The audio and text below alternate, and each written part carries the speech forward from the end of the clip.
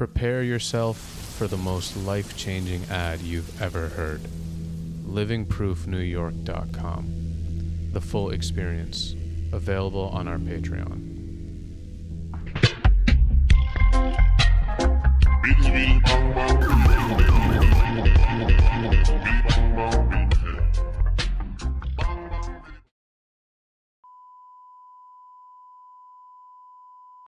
Well, basically, we did a lot of clean trains. And, the authorities don't like when you trespass on the ground and write the police's name all over the trains. So we did it like a fuck you to them. Yeah.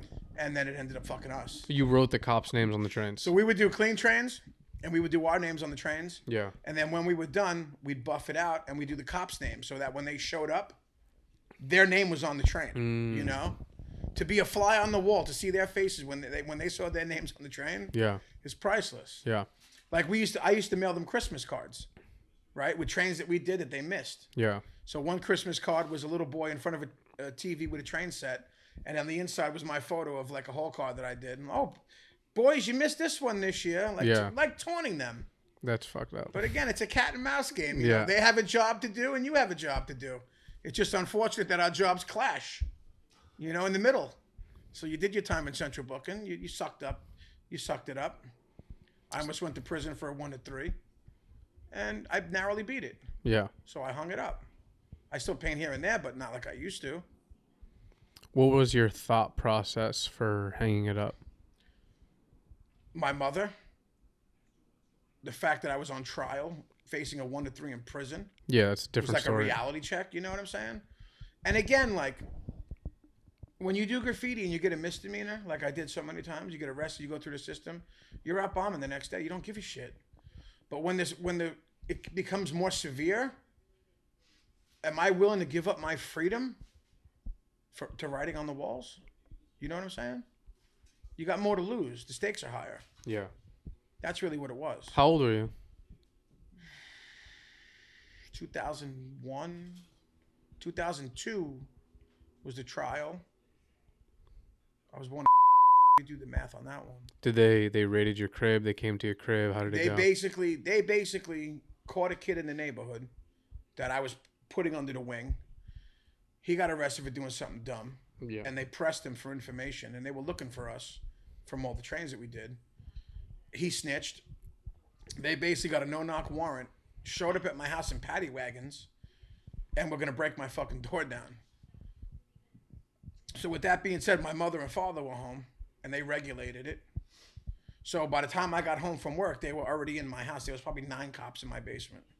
And they were just taking albums and putting them in garbage bags. They literally moved me out of my house without me moving. So with that being said, when they were in the house, I had a Steep Tech jacket, and I had like train keys, because I would fuck around on the trains on the way home. Thank God I had them zipped in the coat. They didn't look in my coat. They did look through my coat, but there were so many pockets they didn't find the train keys. But we had a whole bunch of train signs. They tried to charge me with possession of stolen property. They wouldn't let me use it on eBay. I said I bought it on eBay. They wouldn't let me use that. I told them I bought them from Billy's Antiques on Houston. They would not let me use that in court. They would not let me use any of that defense in court.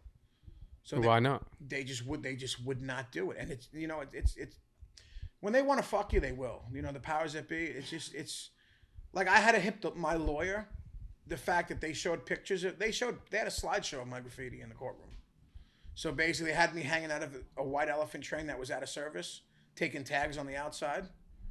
But could they prove the can was actually spraying the paint? I had to tell my lawyer that's an out of service train. That's not in running service. Like they just chalk it up as a subway train. To the uneducated person, they look at a picture of a white elephant train. It's all written all over. They don't know the difference. But when you clarify it, that's when you understand. So basically, I hit my lawyer on it. We beat the case, and it was on what premise did you beat the case? I don't know. They just couldn't find enough evidence to prosecute. But the crazy thing is, when they were prosecuting me in court, they found a whole bunch of transit shit, like transit vests, keys, hard hats, all sorts of stuff. And they wanted the threshold to be a felony, but they didn't know how much a train key was worth or how much a vest was worth. So they went down to transit headquarters and fucking had a guy come from the transit authority and testify against me that the vest is worth $35 to try to push for that felony. That's how dirty they were playing. Yeah. So, but with that being said, we beat the case, not guilty on all counts, and then the fun part was going to Coney Island to go get all my stuff back. So if I had 100 photo albums, they took all of them, and basically they took 20 photos out of each album and then put those in a garbage bag. Just to do it. Just because they scanned them or whatever they did with them, I don't know. But to get back a 35-pound garbage bag of loose hard flicks, I sat at my desk downstairs until my neck hurt. Took a nap, got back up and did it. Once I was finished putting those albums back together, I never looked at them again. And they've been sitting down there for decades. Yeah. Until you guys came and started looking through them. Mm-hmm. But like that shit just burned me out. Yeah. Totally burned me out. Of course, yeah. So I got a few things to say, but first is, why did you want to paint clean trains? First of all, when, you know, all the stuff behind them that is going to happen when you paint them. And secondly, when, you know, like you could just do the streets and people will still see it. What was your reasoning? What was your purpose? When you're young, you're invincible. Yeah. You know that. So when we used to go, the fun was going through the hatch like they did in Star Wars, painting trains like the guys before me. Yeah. All the guys before me painted trains, so why shouldn't I paint trains? You know, just the game changed. Like, look at Ghost and RIS. They destroyed clean trains, you know? Those were the guys I looked up to. So why wouldn't I go destroy clean trains? It's generational, you know? But again, we taunted them. We wrote their names on the fucking train, crazy, you know? But I mean, it was fun. It's still fun. I would go do it tomorrow if I could get away with it. I love it. The tunnel. The smell of the dirt. Like when you're painting over the doors, you hear that little, I mean, nothing replaces that. The generator on the air conditioner. I mean, it's alive, dude. You're in the tunnel. You've been in tunnels. You know what it's like. Yeah. What replaces a tunnel? The street can't replace that. Why do you think that the authorities care that much about a train? Like, it's kind of a weird thing, right? Like, you look at the streets and they're fucking grilled to the point where it's just like, yo, right now, right? And then you look at the trains and there's nothing. They hit a train. If someone hits a train, boom, clean it real fast. Because they don't want it. They don't want that image in the public eye. But it's in the public eye. It's just as in the public eye. If anything, the street is. But the thing is, when it's running, you know, like, I guess it's like it's running through stations. People are going to see it. Like, the MTA owns the trains. Who owns the streets? You know what I'm saying? Yeah, I get what you're saying. Every street is. I mean, every business is individually owned. And like, if you own a store gate, that's your store gate. You don't have to clean it unless they make you clean it. Yeah. But then Graffiti Free New York City came around and they would come color match and they'd paint all the gates. Yeah. Like in the early 2000s, that's where we lost a lot of graffiti in the early 2000s.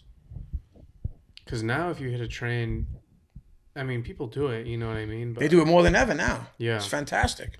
It's just like, it just shows that there's a lot of passion going on. Absolutely. Behind it. Because you know, it's like you could just not do this, and then like you decrease your risk by like way more, you know. But if you say something like, "What do you think the best things in graffiti ought to hit?" The Brooklyn Bridge, the subway, that one crazy high spot that no one's ever done. I mean, anyone could do the streets, anyone could do trucks, but who has the balls to go down in the subways and fight the third rail, oncoming trains? You know, other people, death. Yeah. You know, that's the ultimate. That's why they all come from overseas to paint the New York City trains. Yeah. You know? That's where it started. When did you start shooting photos? I started with a 110 camera, probably. What's a 110 camera? 110 camera is like a flat camera with a flash cube. Okay. It's like around the time of disc film too. It's probably the same. Probably 1986, 1987, when I was a little kid. I think the camera cost like $15. So my mom bought me a camera and I just started shooting stuff around the neighborhood. And then all of a sudden, you know, I got a better camera. Because when I was young, I never left without a camera. We never went on a mission without a camera. Only a few times I got caught out there. But we always had a camera. And then what we used to do is I would get together with a few friends. We'd get a car later on. And we would drive on Christmas Eve and go to every neighborhood in the city and shoot all the gates. During Christmas Eve, New Year's Day, early, like 5 in the morning, we'd go out and we'd shoot all the gates. That's how we got all the stuff, because all the stores were closed. But my thing is you always want to document your surroundings. You always want to document it because, again, it's not going to be there forever. Yeah. Like, we used to walk the highways and shoot pictures of the highways. Same thing, like, my friends are like, why are you shooting the highways for? I'm like, because they're going to be clean soon. That shit's been there for 30 years. Yeah, but it's going to come to an end. So I had the foresight of trying to capture as much as I could. You captured a lot. And plus, with that being said, I worked in like 4 different photo labs. So every photo was free. All the film was free. All the developing was free. All the albums were free. There's no way I could have that collection if I had to pay for it. Yeah, it's crazy. So like, we'd go out and shoot. If I had 30 rolls of film, I would shoot fucking 1 million pictures. I wouldn't care. You were just documenting straight up. Yeah, just shooting everything. Yeah. But there's a ton of things I never caught, There's a ton of things I didn't get. There's spots I could rattle off right now that I wish I took a picture of. Yeah. Why didn't I was over there 10 times. Why didn't I get a picture of that? How many photos do you think you have? Oh, God. All graffiti photos or just photos in general? I guess let's start with graph photos. Oh, God. I don't even know. I don't know. Freights. You guys never even looked at freights. I have 6 albums just on freight trains. I don't know, maybe 30, 40,000 pictures? Holy shit. Maybe. I don't know. I really don't know. I don't have a number for it. But I mean, I have thousands and thousands that aren't even in albums. I don't have room for albums anymore. Yeah. And I have thousands that aren't even in photo albums. Stacks downstairs. When did you stop? Probably around 2004. Okay. Probably 2005. Then the iPhone came out and ruined everybody's life because now you have a camera in your pocket. That's what. I'm not shooting with a Pentax anymore. I'm not shooting, with a tripod anymore. I'm not shooting anything. Yeah. So it was the invention of the iPhone that had you stop. And the graffiti changed too, Do you still think about graffiti? Every day. I look at it every day. I drive around with guys that don't even write graffiti. I'm talking about graffiti. What's stopping you from doing it right now? My career, my pension. You know what I'm saying? If there was no rules, I'd be out there every night with you guys fucking destroying shit. Like really ripping shit up. I'd go right for the trains. Again? I'd make markers. We would do insides. I would get you guys high off the fucking ink, man. You guys would be puking in between cars. Like for real. Talk about how did you get into collecting polo in the earlier mid-90s? Collecting polo? Yeah. The first piece of polo I ever had, and it goes back to when you have an audience. Yeah. Without an audience, you have nothing. Yeah. Once you find that first person that has an audience, that's when you're off to the races. So my friend's brother gave me a P-wing turtleneck, great turtleneck with a green P-wing. Gave it to me because he outgrew it. I'm like, all right, cool. I wore it to night school. I had a black denim jacket on that I used to bomb in. I actually had a marker in my pocket. So I'm taking tags on my desk with the marker. He's like, the kid in front of me is like, what the fuck? Yo, you right? I'm like, yeah. Who the fuck are you? You right? Because night school was kids from different high schools. Yeah. So he turns around and the denim jacket was open and I guess he saw the P-wing and he got super hype. He's like, you got a fucking P-wing? He's like, yo, I got a Suey turtleneck. Like, I'm like, rad. I'm like, cool. And that's all it was. But he was so hype. And he's like, yo, can I borrow that? I'm like, borrow that? He's like, yo, I'll give you this Suey turtleneck and I'll give you a sportsman button up if you lend me that P-wing. Yeah.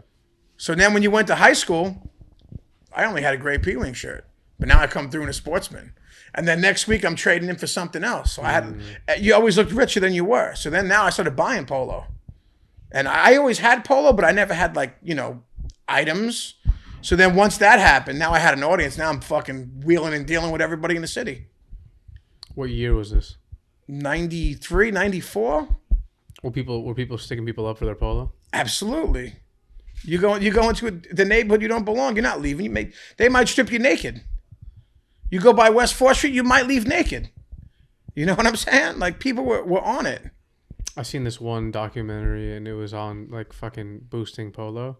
Mm-hmm. And it was like a gang of kids who would go out into the city and they would have nicknames. Yeah. You've probably seen it. I know probably half. And there's like one of them's like he's like the bionic booster. That was like his nickname. Oh, Boostin' Billy. I don't remember. He was like the bionic booster. They all had names and shit. Yeah, those are the lowlifes. Yeah. But what's interesting with us, we knew about them, but they weren't the reason why we rocked polo.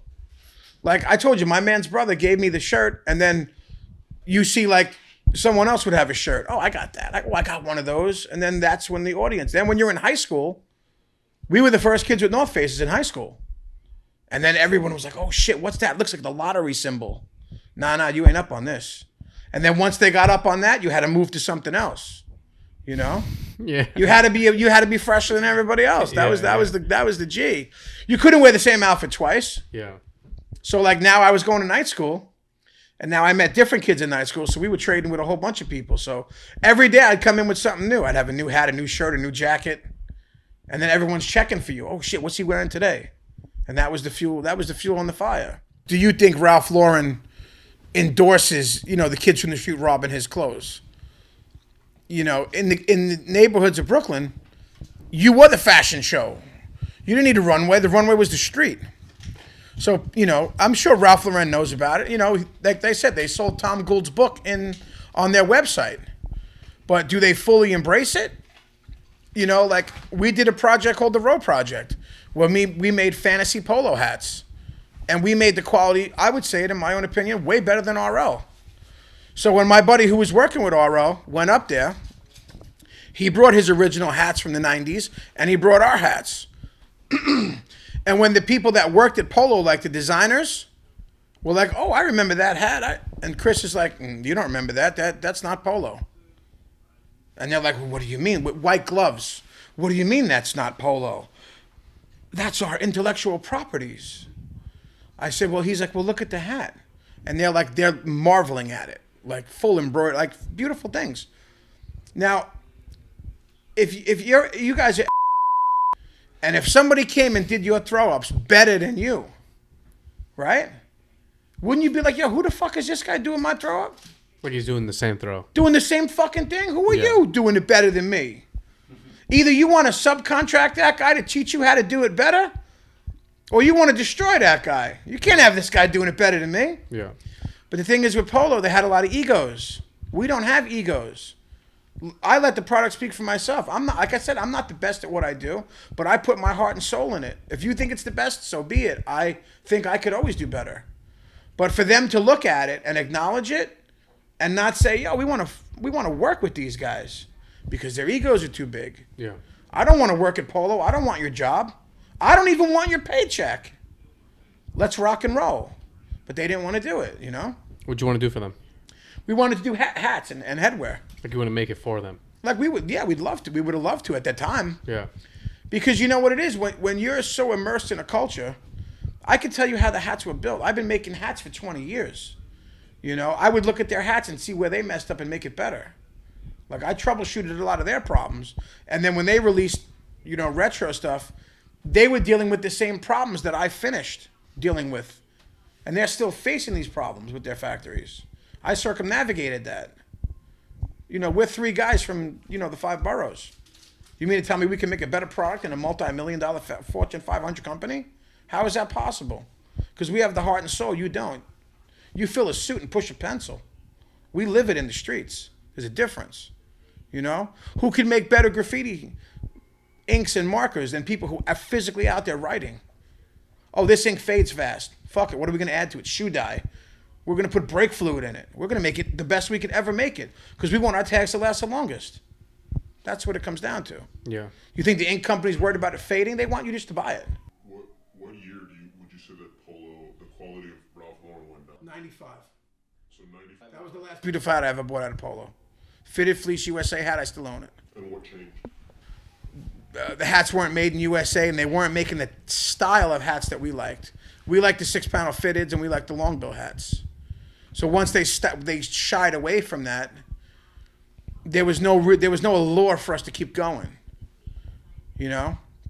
Figure their heyday.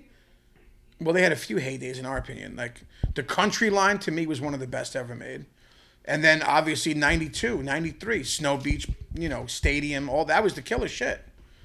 But a lot of that stuff ended up in the outlets at the end of the day. But that's what everybody was wearing. Flashy, bright colors, big logos, big words, big pictures. And once that shied away, the hats stopped being fresh. Ask anybody from the 90s, and they'll probably give you the same type of timeline, 95. Why do you think that Polo as a brand and Ralph Lauren attracted that? Like, why that brand and not another brand?